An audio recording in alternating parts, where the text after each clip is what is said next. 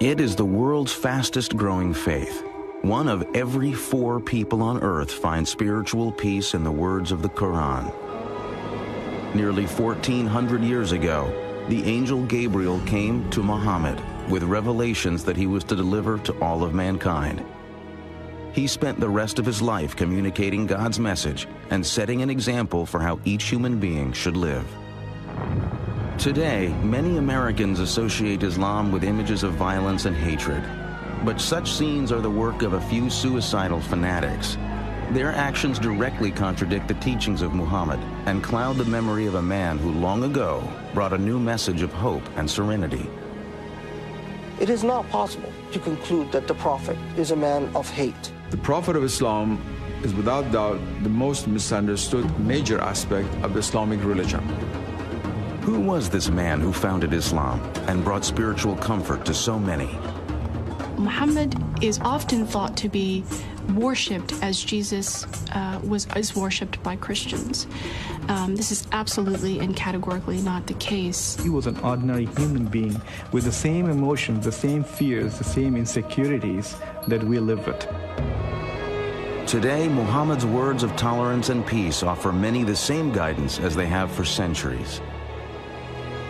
God's messenger, the Prophet Muhammad.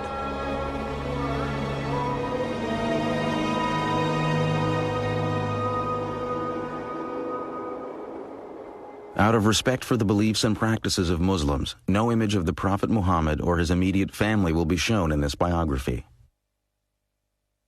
Allahu Akbar, Allah.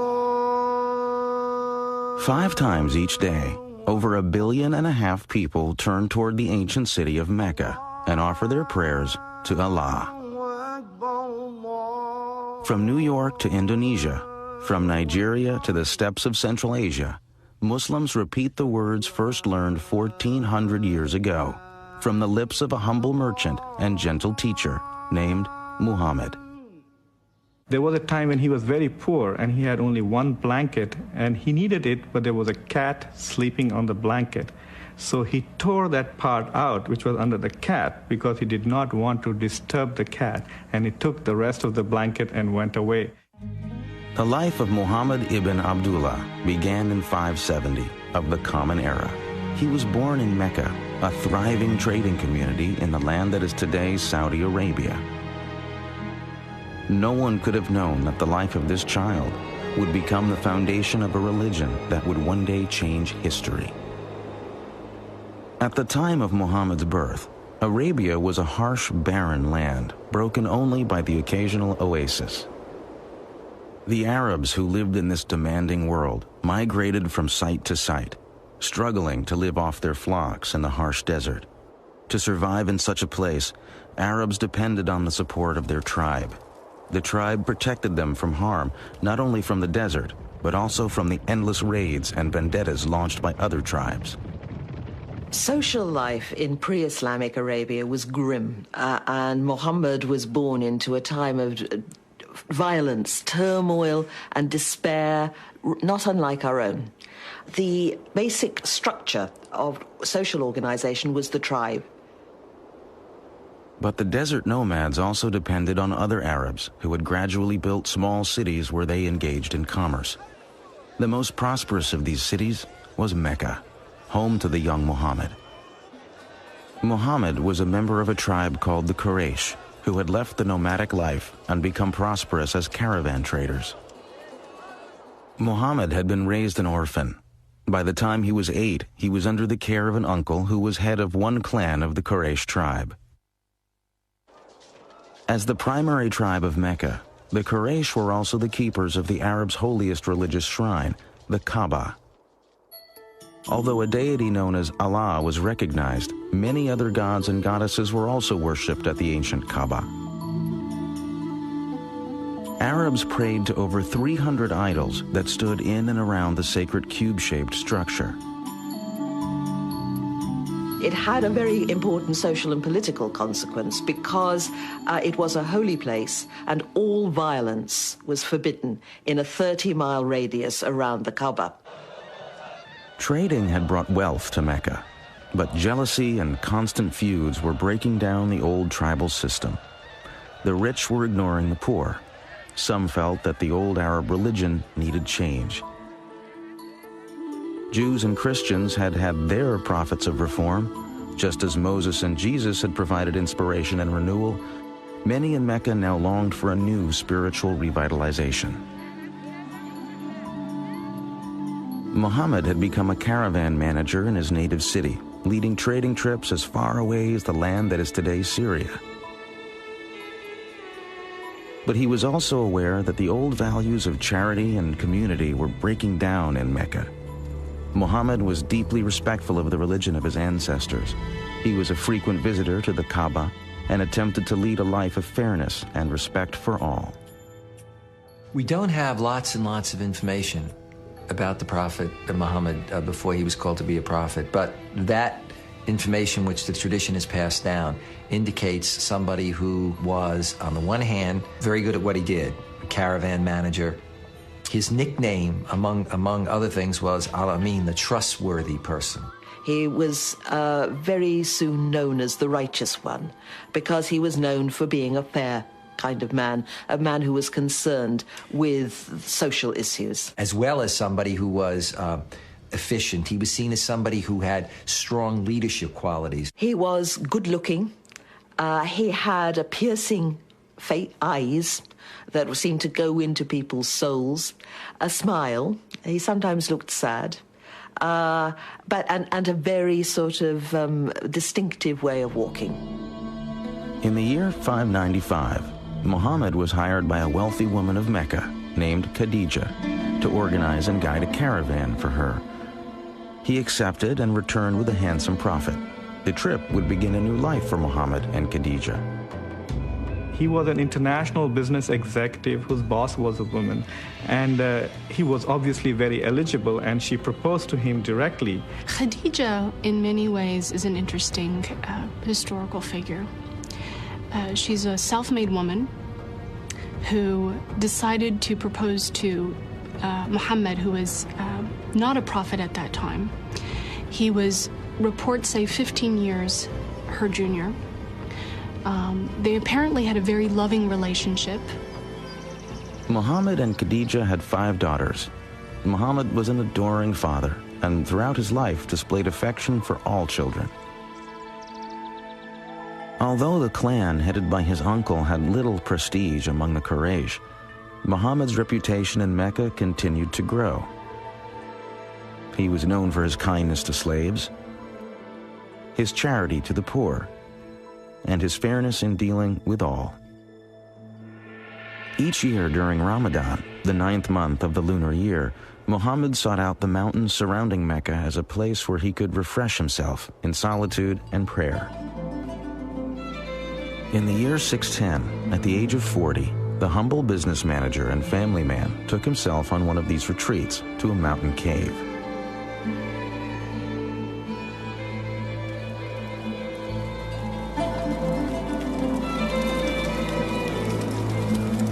Day and night, Muhammad remained in the cave to fast and pray.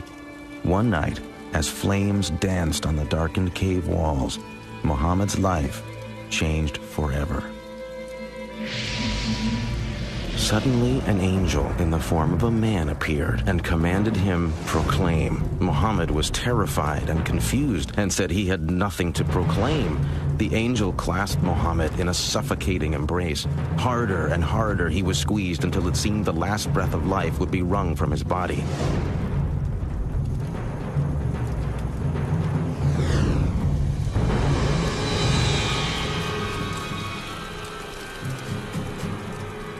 Proclaim in the name of thy Lord who created man from a clot of blood.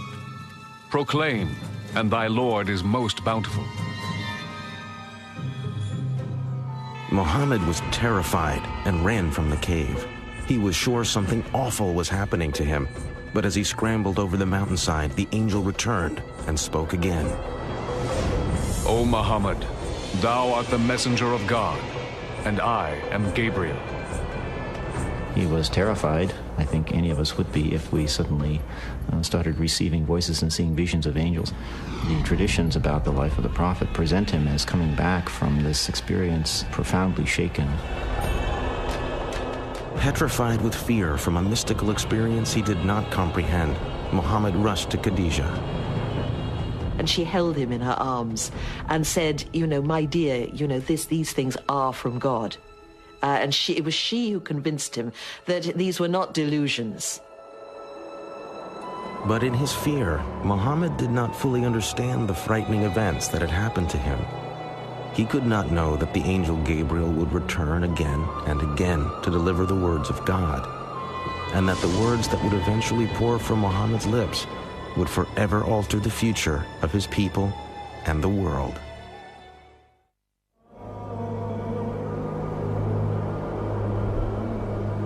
In the year 610, a 40-year-old Arab businessman with a wife and a family had been suddenly visited by an angel and commanded to become God's messenger. Slowly, Muhammad ibn Abdullah began to accept that God wished him to speak to his people, as Moses and Christ had carried God's word in another time.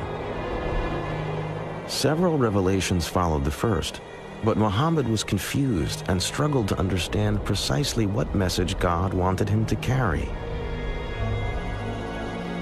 Then, suddenly, the revelations stopped. Muhammad waited in darkness. He thought perhaps God had abandoned him. Perhaps he hadn't been worthy. He did not know whether that was the end of the communication with God, and what was he supposed to do based on that limited communication.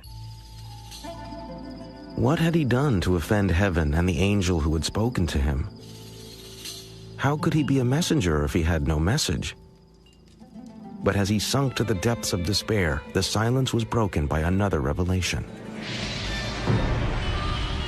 By the morning brightness and by the stillness of the night, thy Lord hath not forsaken thee, nor is he displeased with thee.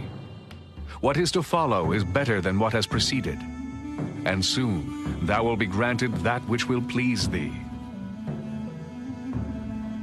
It was now clear to Muhammad that he had not misunderstood the first revelations. He had indeed been called to tell the world there must be no other gods but the one God, Allah. As more revelations came, the words were etched into Muhammad's memory. As he recited them, they were written down and became the Quran, God's holy book.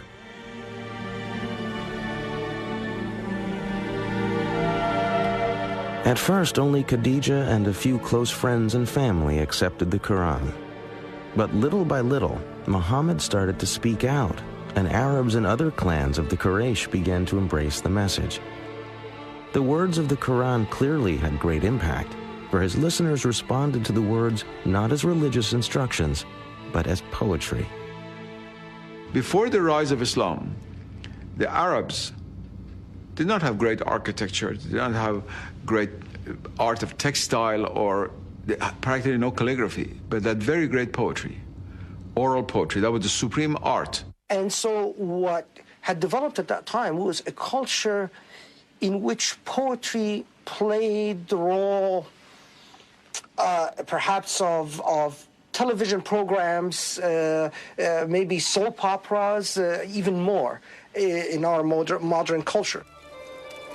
In towns and cities or in simple Bedouin camps in the desert, those Arabs who could perform poetry and music had enormous status.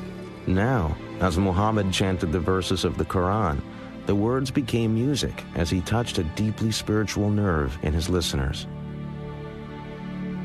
Many stepped forward to embrace Islam and its message, but for Muhammad, they were not accepting something new, simply returning to an old religion. In many ways, the prophet was calling people back to the one true faith, to the faith of Abraham, and back to the one true God, not to a new God, but it was to the one true God whose revelation had gone to Adam, Abraham, Moses, and Jesus. And therefore, Muhammad, in every sense of the term, is a reformer. So far, Muhammad had avoided any mention of the idols that stood in and around the Kaaba. Now he announced that the Quraysh would have to stop worshipping all other gods. He demanded a radical new expression of faith. The words began. He is Allah, the one and only. Allah, the eternal, absolute. He begetteth not, nor is he begotten. And there is none like unto him. There could be no greater loyalty than to God, not to any tribal deity, not to some traditional idol, not even to the tribe. This mild-mannered merchant was now demanding Arabs forsake the gods of their ancestors. Their real identity was rooted in their family and clan and kin connections, because it was that gave them a position in the world. When Muhammad comes with a new set of religious ideas, or is trying to renew a set of religious ideas focused on monotheism, people whose ancestors had been pagans said, what's happened to our grandfathers, our great-grandfathers? And Muhammad had to say, well, they're burning in hell because they didn't believe in one God. This new commandment was to be called Islam, meaning an act of surrender to God's will. For some, initially, they could simply dismiss the prophet, since this was so out of whack with the society, as somebody who was out of his mind, as somebody who was deluded. But as he began to develop this seminal community, and as the prophet, given his conviction, was so public in preaching this message, then more and more of this was taken by the Quraysh establishment as a direct threat. The new message of Islam now ripped the fabric of the Quraysh community. Soon, like Jesus before him, Muhammad's ministry was turning father against son, family against family. The establishment certainly feared that a man who claimed to be receiving special messages from Allah, the high god of the Arabian pantheon, would soon demand greater political powers. The most powerful Quraysh leaders turned on Muhammad and his followers. Muslims were tortured. Some were whipped, others staked for days in the fierce Arabian sun.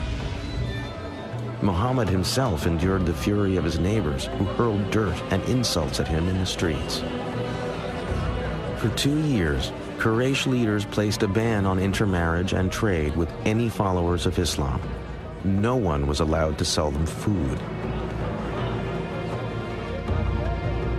The agony of this period increased when Khadija died in 619. When his uncle died not long after, he lost his protector, and it became clear that Muhammad's life was in real danger. His wife is dead, his uncle is dead. Although he has followers, many of them are being tortured, imprisoned, persecuted. He is powerless to help many of those that he loves, and many of those that have believed in him. It is in this devastating time, as Muhammad came to the end of his resources, that he had his greatest mystical experience. On a night in 620, Muhammad was again awakened by the angel Gabriel. The angel presented him with a winged horse-like creature that flew the prophet through the night sky to Jerusalem. There he was greeted by Abraham, Moses, Jesus, and all the other prophets. At last, the creature took him higher and higher beyond earthly space and time. Muhammad departed his physical body, and his spirit at last stood at the summit of the universe. His celestial journey to Jerusalem suggested to Muhammad that he was entering into a new phase of his service to God and Islam. He now also understood that he could no longer remain in Mecca.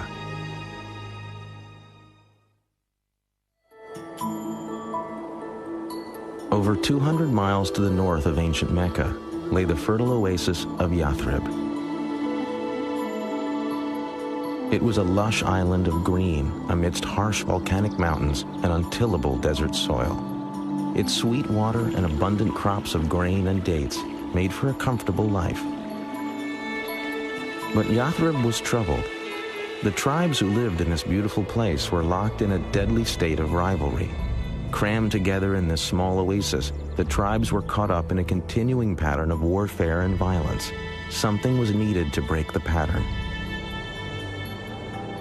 In the same year he had made his mystical night flight to Jerusalem, Muhammad met 6 pilgrims from Yathrib, making the annual pilgrimage, or Hajj, to the Kaaba in Mecca. He told the men of his mission and recited the verses from the Quran. The men were immediately moved by Muhammad's message, but they also saw in the Prophet someone who could mediate the stalemate of violence in Yathrib. They made him an offer. The citizens of Yathrib would submit to Allah. In exchange, Muhammad would become their leader.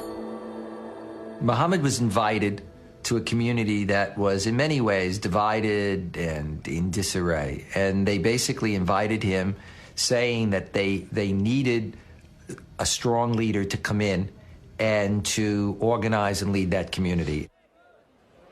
Muhammad saw a chance to expand Islam in Yathrib.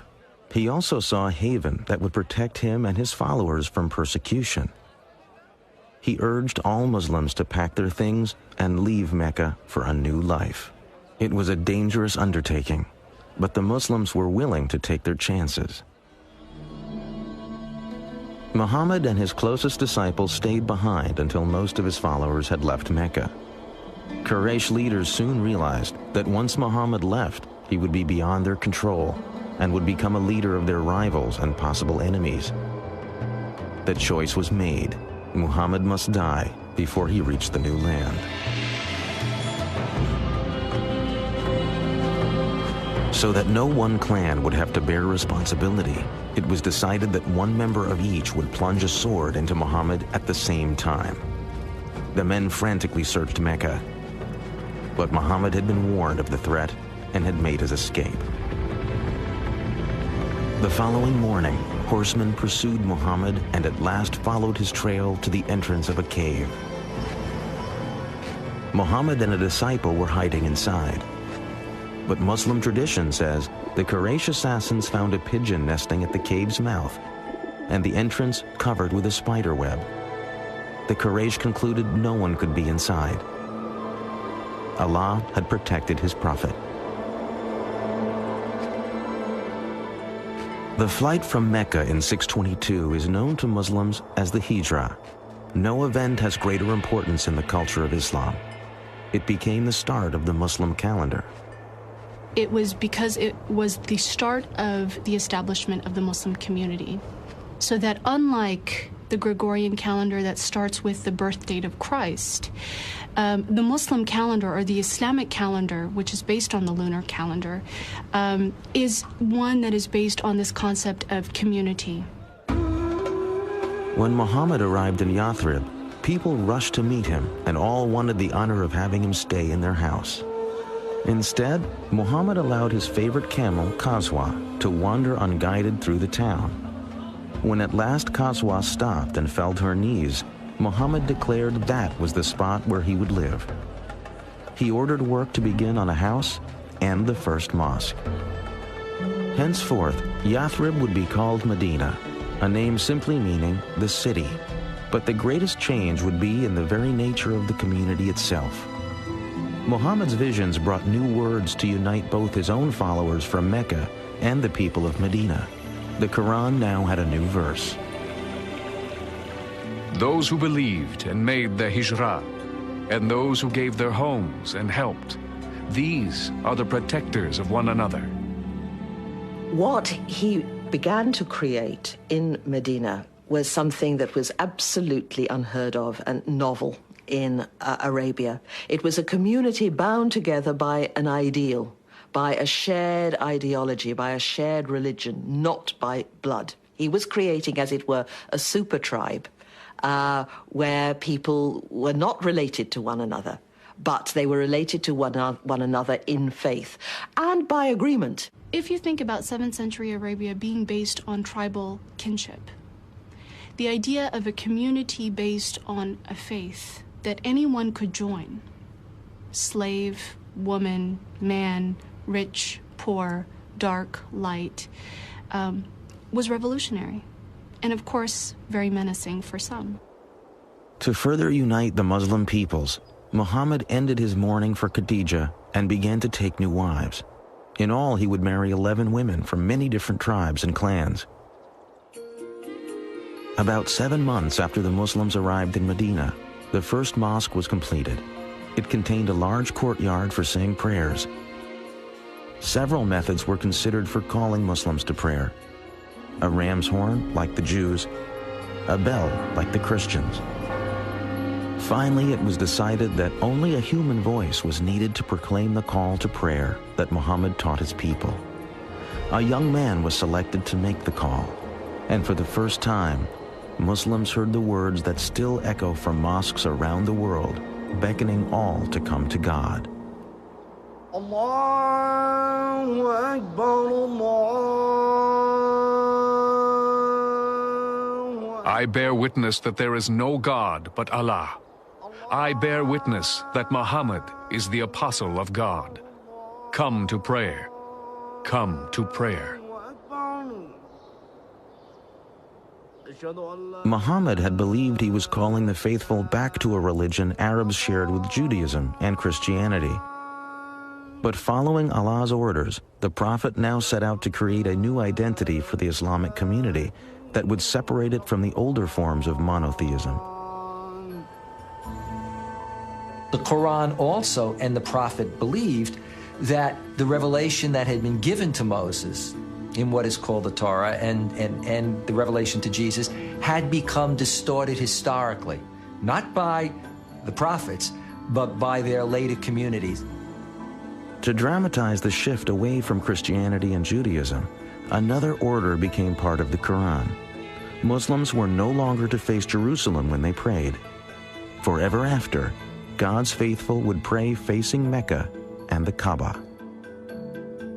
Muhammad now had the responsibility of dealing with the mundane but important tasks of government.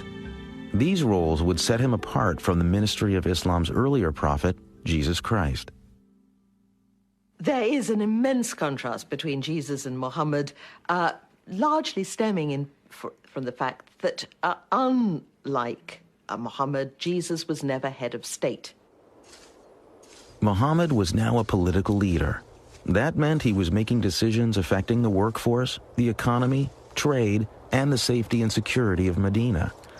To protect the struggling young community, Muhammad knew the basic politics of Arabia would need to change, and that meant the threat of the Quraysh would have to be met. Increasingly, Muhammad would turn to a solution the world has come to fear and all too often associate with Islam. He would turn to armed conflict. Since the days in Mecca, God's revelations had called for Muslims to prepare themselves to struggle to build a moral and righteous life. The Arabic word for this moral struggle is jihad. Jihad would soon be needed if the Muslim community was to survive. For when the Prophet and his followers had left Mecca, it was clear to all that a day would come when they would have to defend their beliefs in battle. Now that day was fast approaching.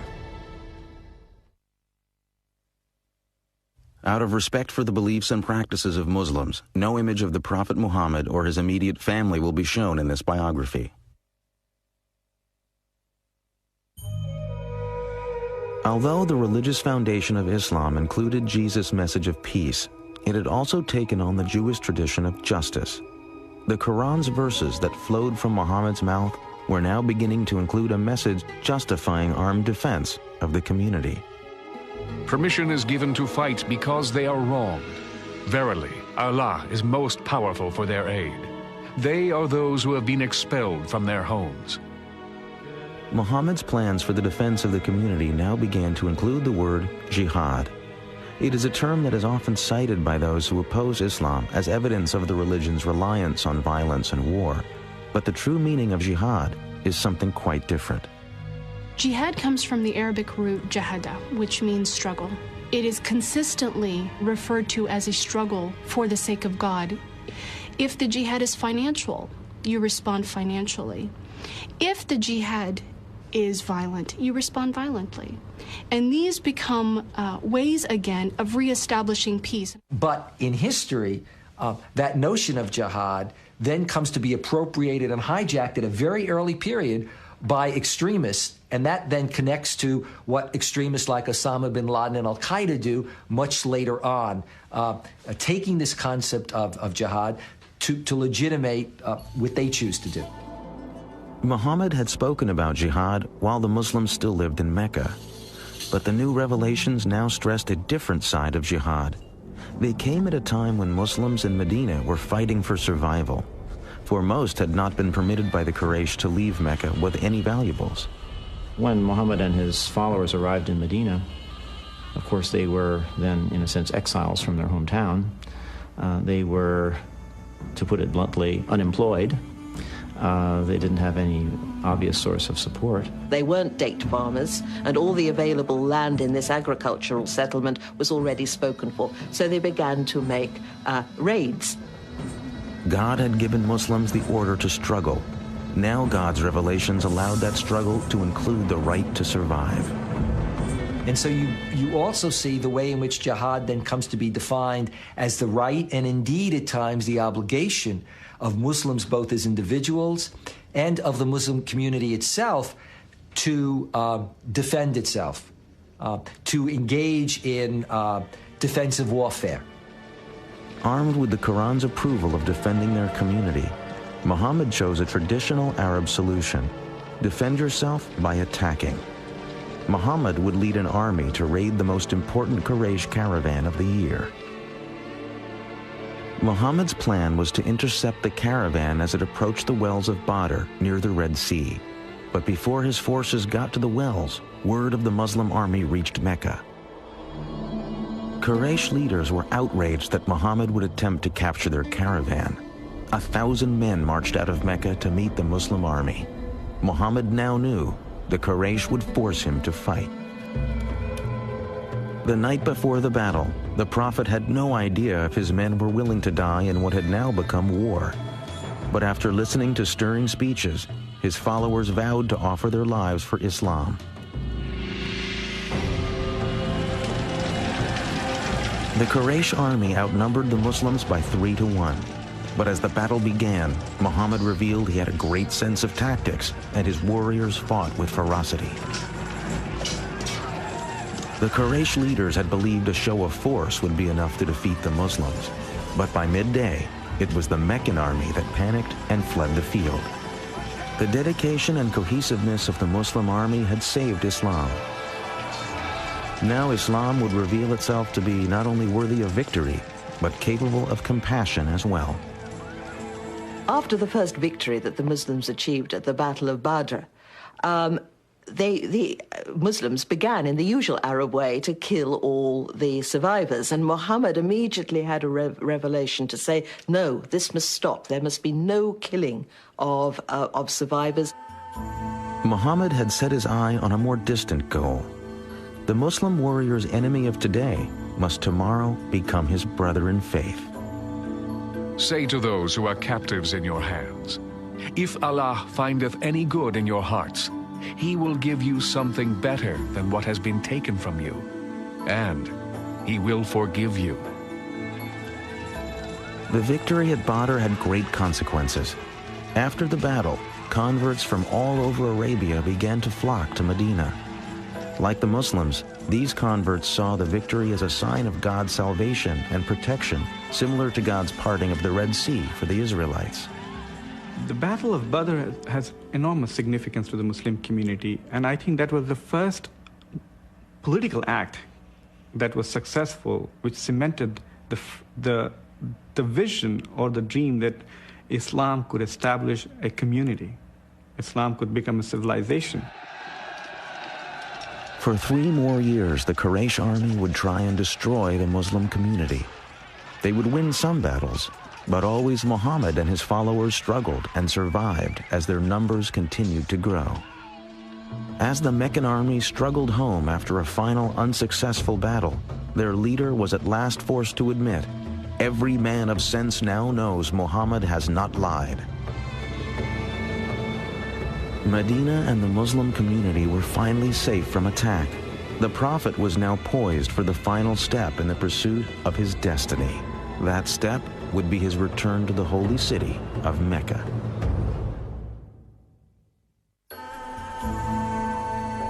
Muhammad's life in Medina was austere but comfortable.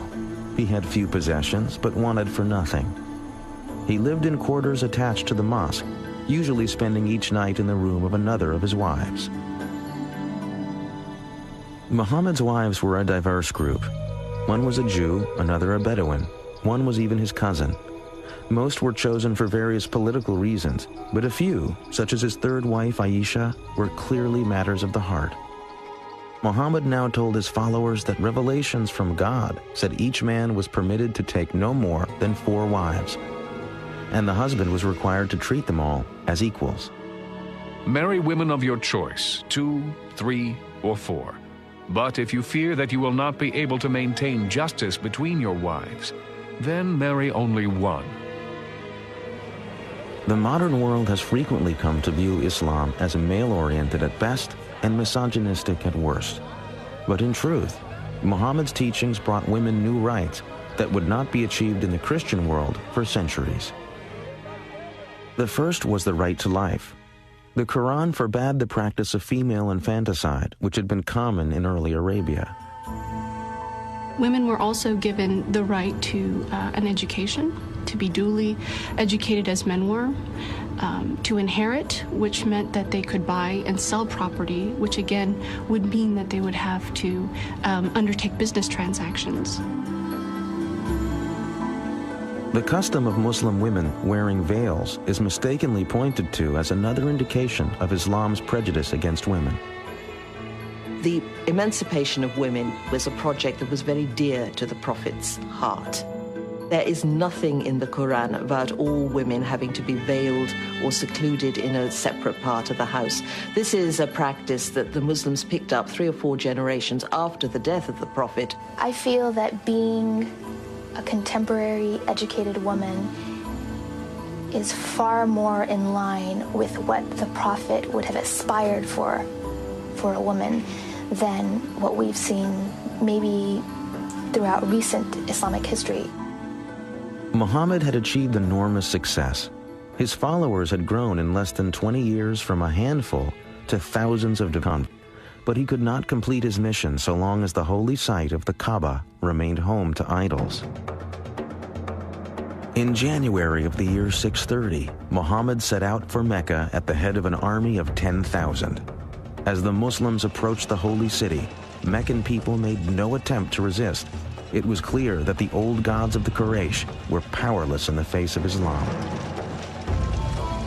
The Prophet had no desire for blood. He issued an amnesty as a symbol of his wish to unite all people as the children of one God. The only victims he sought remained sitting in the Kaaba.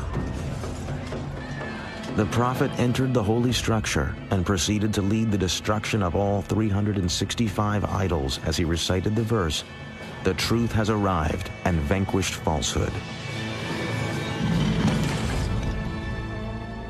Muhammad had validated his vision and proclaimed to the world the force and vitality of Islam. By the time of his death, June 632, the Prophet had brought peace to Arabia. He had transformed a religion of many gods into a powerful monotheism based on a moral and ethical guide for daily living.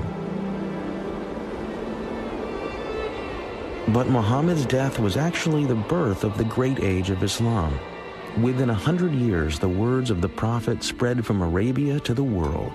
As Arab culture mixed with Greek and Byzantine learning, an era of Islamic enlightenment brought enormous advances in mathematics, astronomy, medicine, literature, and architecture.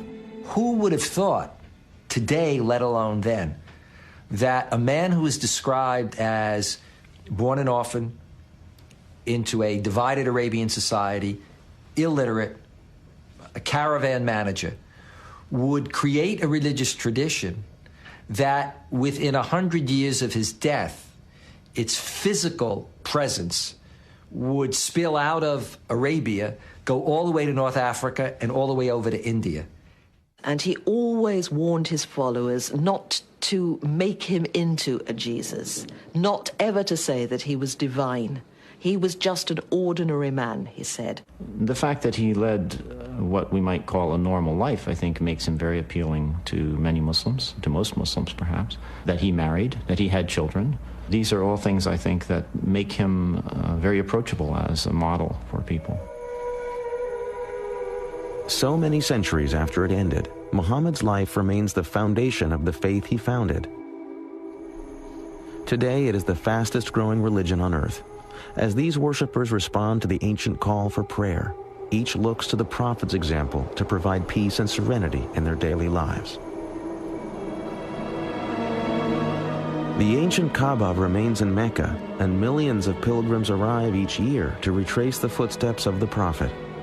The site of Muhammad's ascension on his winged creature to meet God is today the Mosque of the Dome of the Rock in Jerusalem.